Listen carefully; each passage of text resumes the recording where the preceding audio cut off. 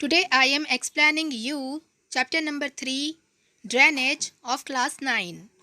Dear students, can you tell me what is the meaning of drainage? Yes, river system of an area means flowing water means ऐसा स्थान जहाँ पानी बह रहा हो रुका नहीं हो, that is called drainage. Now next is drainage basin. A drainage basin or river basin is an area that is drained by a single river system. Means एक बड़ी नदी में कुछ छोटी छोटी सी नदियाँ आकर मिलती हैं जिन्हें हम ट्रिब्यूटरीज के नाम से जानते हैं. उसी तरह उसी नदी में से कुछ नदियाँ अलग अलग होती हैं जिसे हम डिस्ट्रीब्यूटरीज के नाम से जानते हैं.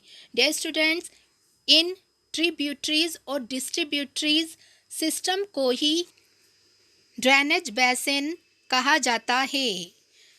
Do you know the world's largest drainage basin is of the Amazon River in South India.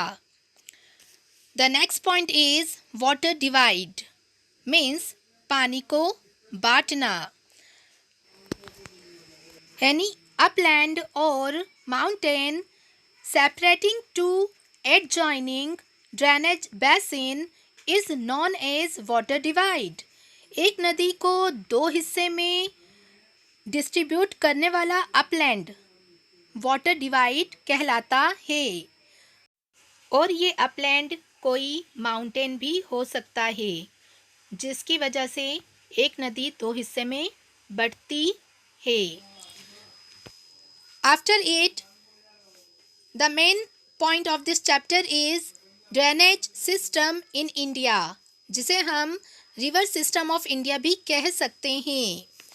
The Indian reverse are divided into two major groups. First is the Himalayan rivers. The second is the peninsular rivers.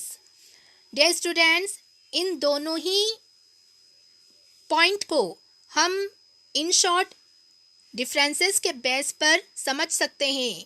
Like this, Himalayan rivers originate from the Himalayas.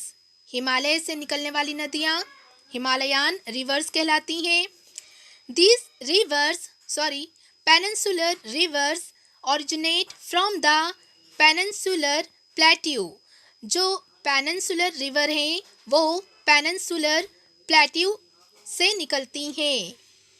Second point is Himalayan rivers are perennial. Perennial means ऐसी rivers जिनमें साल भर पानी मौजूद रहता है.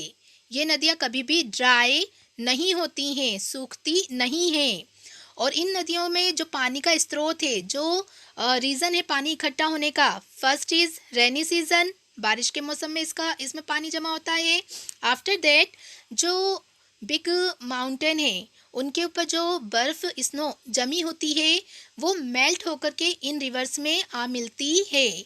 सो ये दोनों ही रीज़न से साल भर इन नदियों में पानी जमा होता है.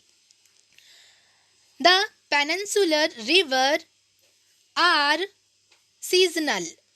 पेनिनसुलर रिवर सीजनल होती है, मीन्स इनमें सिर्फ बारिश के टाइम ही आपको पानी मिलेगा, बाकी सीजन्स में इनमें पानी सूख जाता है.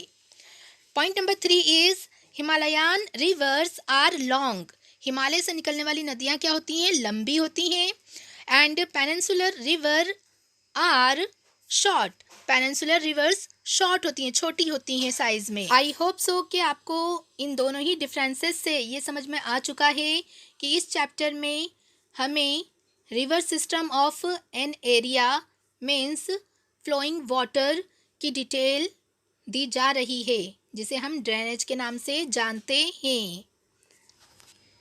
इस चैप्टर के थ्रू हमें हिमालयन रिवर्स की मेन रिवर्स इंडस, जिसे हम इंदु नदी के नाम से भी जानते हैं, ब्रह्मपुत्र और गंगा, इन तीनों ही रिवर्स की डिटेल समझाई जा रही है.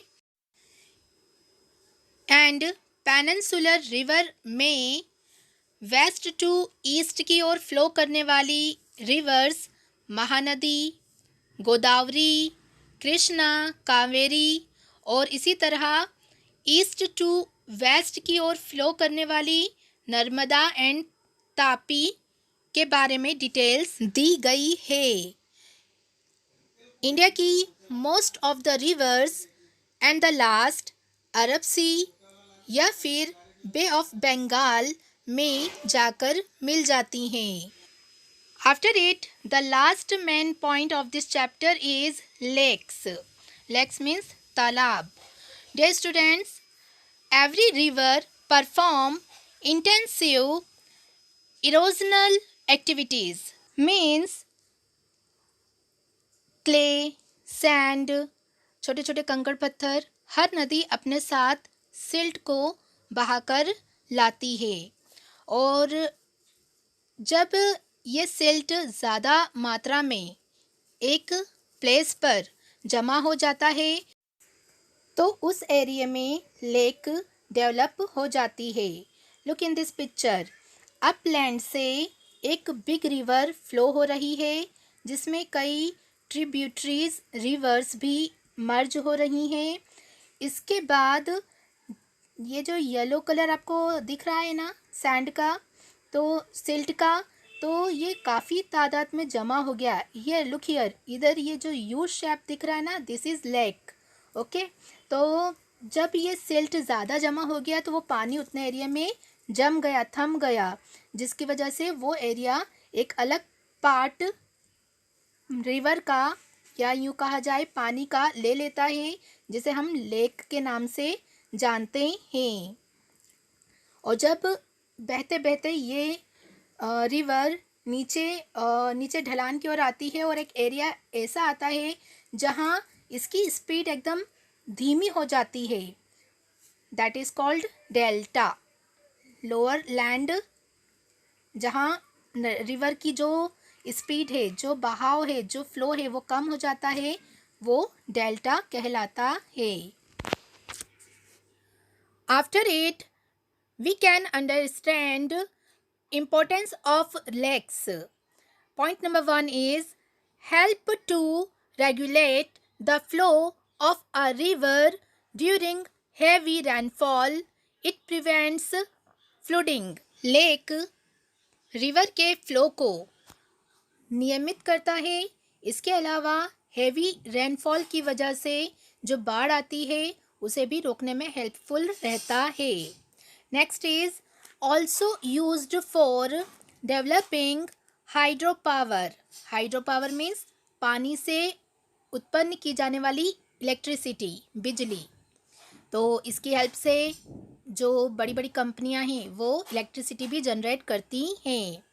After that they moderate the climate of the surrounding. ये हमारे आसपास के क्लाइमेट को नियंत्रित करता है, जलवायु को नियंत्रित करता है। After it maintaining the aquatic ecosystem, ये हमारे जल जीवन या जलीय पारिस्थितिकी तंत्र को बनाए रखता है। एनहांस नेचुरल ब्यूटी, इससे हमें प्राकृतिक सुंदरता मिलती है। हेल्प्स इन डेवलपिंग टूरिज्म, ये पर्यटन के क्षेत्र को विकसित करता है, बढ़ाता है, क्योंकि इसकी वजह से इसके आसपास का जो लोकेशन है वो बहुत ज़्यादा ब्यूटीफुल हो जाता है, सुंदर दिखता है, जिससे टूरिज्म का जो बिज़नेस है वो भी इंक्रीज़ होता है। आई होप सो कि इस वीडियो के थ्रू आपको इस चैप्टर की थीम समझ में आ चुकी है।